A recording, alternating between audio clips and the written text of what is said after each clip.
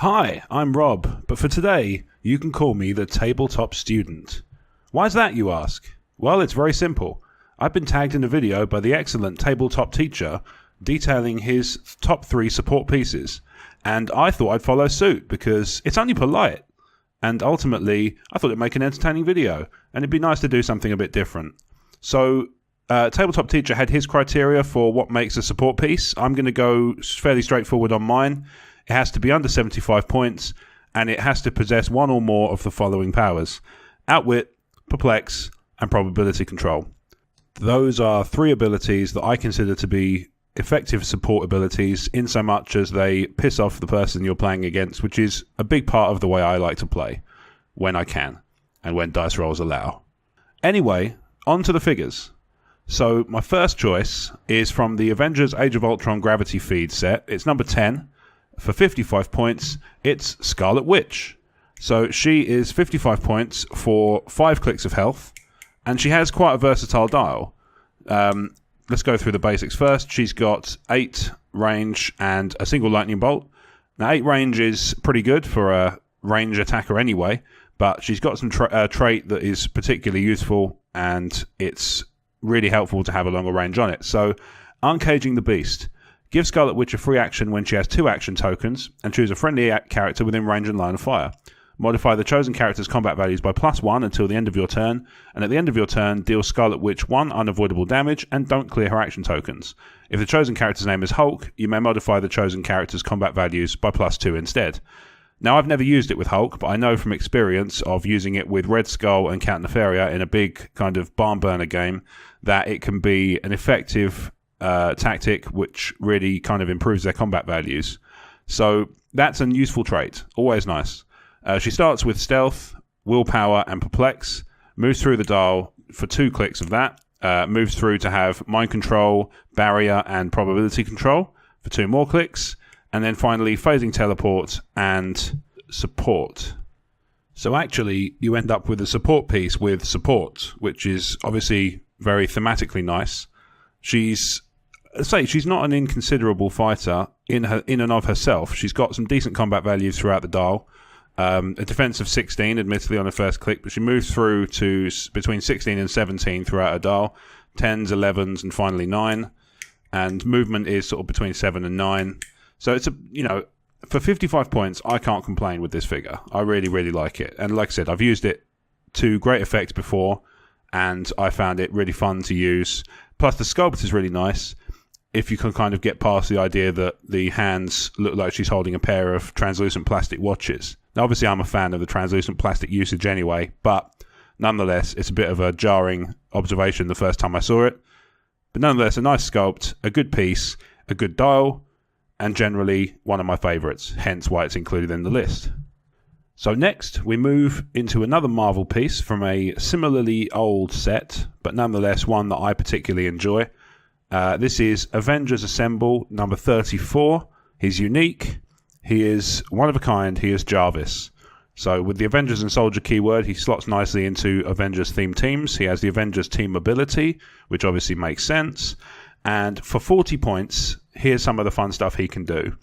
So he has the trait, there's still a few Avengers in the mansion left to help, which gives him 3 characters in terms of how much he counts for determining how many ID cards can be added to your force. You don't pay the cost for up to 3 ID cards added to your force. Your opponent scores these ID cards normally. So what you end up with for 40 points is a more robust ID card force. In addition, he has a second trait called I Tidied Up. Friendly characters can use Move Through Hindering Terrain and Improve Targeting Hindering Terrain, but only if they occupy indoor terrain. So if you're on an indoor map, and well, even if you're on an outdoor map with some indoor bits, Jarvis can make your character's abilities better just by being around. So that's a nice trait to have. He has some other bits and pieces, so he starts with Stealth, and he starts with Perplex as well. And then on his defense, he starts with a box-out ability. When Jarvis is adjacent to a friendly character with the Avengers keyword, reduce all damage dealt with him to him to 1. If Jarvis has taken damage from an opposing character since the beginning of your last turn, he ignores all damage dealt by opposing characters. This power can't be countered. So he's actually only capable of taking 1 damage from any attack as long as he's next to somebody with the Avengers keyword. and that's per turn. So that's quite a nifty power to have. Now, he is only 4 clicks for 40 points, but his 2 clicks of each. So he has Stealth, the Box Out, and Perplex on 2 clicks.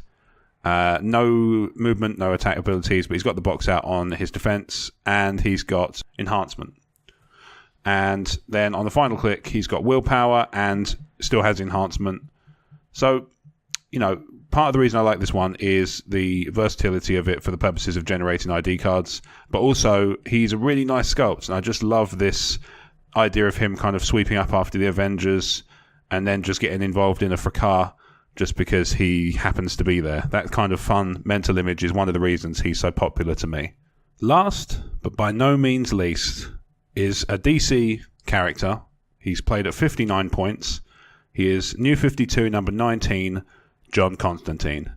Now, it's no secret to long-time Toybox viewers, and indeed any of the E14 tabletop properties over the years, that I'm a fan of John Constantine going to ridiculous lengths, as I did, to obtain the Trinity War Constantine in the early stages of the videos, all the way through until, I think, Toybox number 11.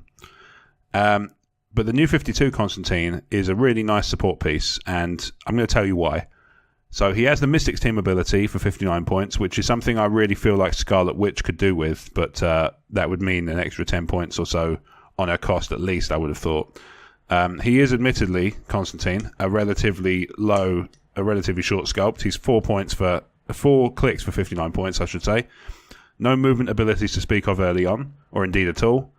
But he is quite versatile, and I'll give you some ideas of why that is. So, trait, riding the Synchronicity Highway. John Constantine is a wild card, so he can make use of any team ability that's used on the battlefield, which is obviously very useful.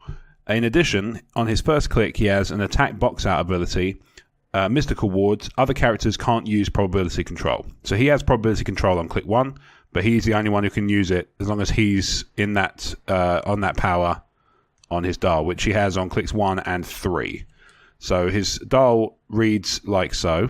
So he has no movement abilities, the attack box out, and willpower and probability control on his first click.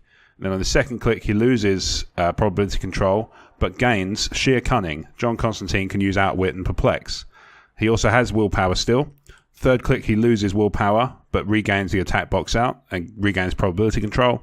And then finally, on his last click, he has regeneration and Outwit and Perplex. So he's really good for frustrating people, especially if you can get him in a position where he can heal back up and down as he's going through the dial. So that side of things is really very nifty. There's a couple of other reasons I like him.